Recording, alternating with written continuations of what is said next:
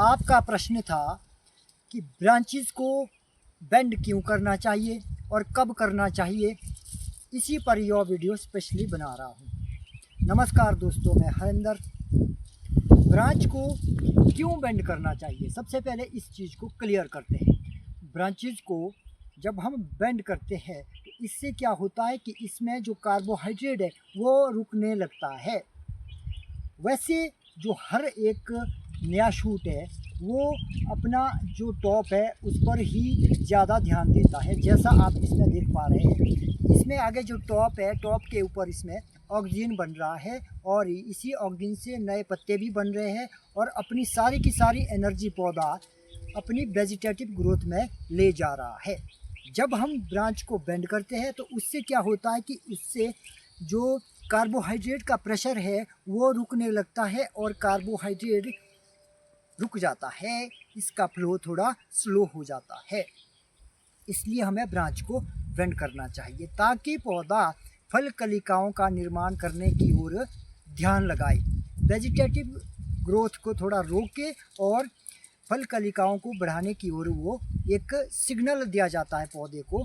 इसलिए हम ब्रांच को बेंड करते हैं। दूसरी बात है कि ब्रांच को बेंड करने से क्या होता है, ब्रांचेस बेंड करने से जो हमारा तना है, ये जो मेन लीडर है, ये स्ट्रॉन्ग बनता है, इसकी थिकनेस बढ़ती है, इसकी मोटाई बढ़ती है। इसीलिए हम ब्रांचेस को बेंड करते हैं। अब बात आती है टाइमिंग की। ये अहम पॉइंट है इस वीडियो का। दोस्तों, टाइमिंग क्या है कि जब साल के शुरू में आप लास्ट वीक ऑफ मई को आप ब्रांचेस को बेंड करें, ये सबसे परफेक्ट टाइम है। यह टाइम बिल्कुल परफेक्ट माना जाता है क्योंकि इससे हम और भी एक बेनिफिट ले सकते हैं। वो कैसे? जब हम लास्ट वीक ऑफ मई के महीने में ब्रांचेस को बेंड करेंगे तो क्या होगा, ब्रांचेस को बेंड करने से जो हमने इससे पहले डिस्कस की बातें वो तो होगा ही, लेकिन और क्या होगा, जो मेन लीडर है इससे नई ब्रांचेस भी आएंगी। जैसे कि यहाँ पर ये नई ब्रांचेस आ रही है। तो जब आप मई में करते हैं बेंड ब्रांचेस को तो यहाँ से नई ब्रांचेस आने की संभावना बढ़ती है। और दूसरा टाइम आता है साल के अंदर सितंबर में। सितंबर के महीने में भी हम ब्रांचेस को बेंड कर सकते हैं। इससे क्या होगा कि जब सितंबर के महीने में हम ब्रांचेस को बेंड करेंगे, अभी पौधे में जो कार्बोहाइड्रेट का प्रेशर है वो थोड़ा स्लो हो जाता है क्योंकि अब पौधा कार्बोहाइड्रेट कलेक्ट करने की दिशा में जा रहा है। अब ये अपना ध्यान कार्बोहाइड्रेट को कलेक्ट करने में लगा रहा है। तो इसी टाइम पे हम ब्रांचेस को बेंड कर सकते हैं। यदि आपने ब्रांचेस को गलत टाइम में बेंड कर दिया तो आपको इसके लॉस भी उठाने पड़ सकते हैं। वो कैसे? मान लीजिए आपने अप्रैल में ब्रांच बेंड कर दी तो क्या होगा दोस्तों, अप्रैल में ब्रांच बेंड करने से ये होता है कि अभी पौधे के पास एनर्जी ज़्यादा होती है। ज़्यादा एनर्जी होने के कारण पौधे में बीच बीच में से अपराइट शूट ज़्यादा आते हैं।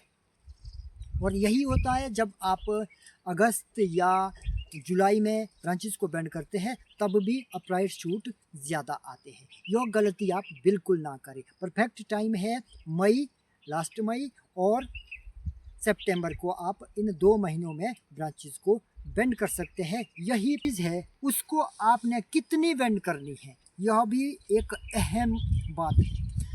हम जब ब्रांचेस को बेंड करते हैं तो कई जगह हम कई बारी ब्रांचेस को हम बेंड करते हुए यूं कर देते हैं, ब्रांच को बिल्कुल डाउन हॉरिजॉन्टल कर देते हैं, जो अभी गलत है। या फिर ब्रांच को हम हल्की सी इसमें सुतलुई बांध करके थोड़ी हल्की सी मेन लीडर से थोड़ी बाहर करेंगे थोड़ी सी, ये भी गलत है। हमने क्या ध्यान देना है, जो इस ब्रांच का जो टॉप है, इसकी जो शिखरी है, उसको जो जहाँ धरती और आसमान का मिलन है उसको कहते हैं क्षितिज, उसकी ओर इसकी डायरेक्शन होनी चाहिए। यही इसका प्रा है।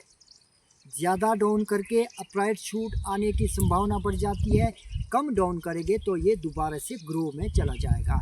तो यह था ब्रांचेस को बेंड करने के लिए तरीका कि आप इसको किस दिशा में कितनी बेंड करें, ये डिस्कस करा हमने। और दूसरा ये कि जब ब्रांच को बेंड करते हैं तो मेन लीडर को स्ट्रेंथ मिलती है। क्या स्ट्रेंथ मिलती है कि मेन लीडर से और ब्रांचेस निकाल सकता है और इसमें कार्बोहाइड्रेट रुकता है।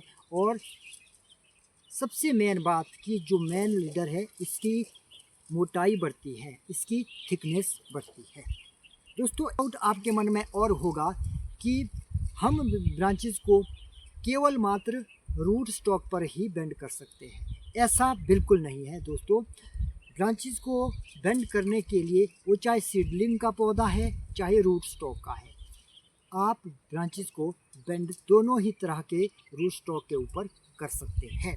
इसमें कोई लिमिट नहीं है, कोई रिस्ट्रिक्शन नहीं है। तो ये है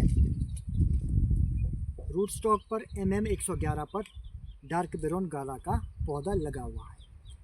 अब आपको इसी वीडियो में एक और पॉइंट ऐड करते हैं कि अधिकतर लोग बोलते हैं कि जब आप रूट स्टॉक लगाए तो आप इसके साथ कोई दूसरी फसल नहीं ले सकते। दोस्तों हमने पाया, हमारा रूट स्टॉक के साथ लगभग 5 साल का अनुभव हो चुका है, तो हमने पाया कि यदि इसके पास कोई और फसल लगाते हैं तो बोलते हैं कि इसमें वर्नोट्स आ सकती है, इसमें वर्नोट्स आती है। तो हमें देखने को मिला कि इसमें इस तरह की कोई भी प्रॉब्लम नहीं है। आप यहाँ देखें, आप इसके मेन स्टेम को देखें कि इसमें यहाँ आप दिखाए बिल्कुल एकदम परफेक्टली, इसमें कोई भी वर्नोट्स वगैरह नहीं है, एकदम क्लियर है, इसका साफ स्वस्थ है। तो ऐसा नहीं होता है। आपको अवांछनीय घास ज़्यादा नहीं उगने देनी है और वैसे आप फसल को ले सकते हैं। वैसे हमने ये जो सोयाबीन का पौधे हैं इसमें लगे हुए हैं, वैसे हमने पौधे के पास लगभग 1.5 फीट का एरिया चारों साइड खाली छोड़ा हुआ था, लेकिन फिर भी ये अब पौधे थोड़े फैले हुए हैं। वैसे आज से पहले लगभग ये अगस्त तक भी यहाँ पर धूप अच्छे से आ रही है, तो यही कारण है कि इसमें वर्नोट्स नहीं आई हुई है। तो आप ये विशेष ध्यान रखें, पौधे के पास ज़्यादा क्लोज, इसके निकट कोई फसल ना लगाए, इसके दूर थोड़ी फसल लगा सकते हैं और तब आपके पौधे में वर्नोट्स नहीं आएगी। तो उम्मीद करता हूँ कि आपके सारे डाउट्स क्लियर हो गए होंगे।